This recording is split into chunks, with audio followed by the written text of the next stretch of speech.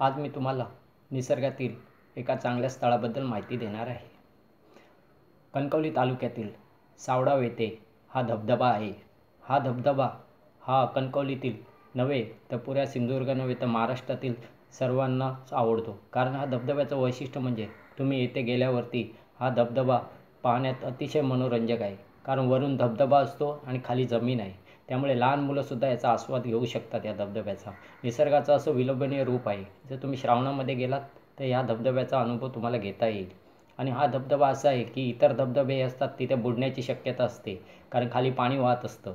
त्यानंतर तुम्हाला इजा होण्याची सुद्धा शक्यता असते. पण यामध्ये वरून वरून वाहत असतो धबधबा आणि खाली तुम्ही उभे राहून त्याचा आनंद घेऊ शकता. कारण पाणी पुढे मातीत मिसळते, माती असते सर्व. त्यामुळे त्या अनुभव घेण्यासाठी तुम्ही कणकवली येथील सावडावला अवश्य भेट द्या.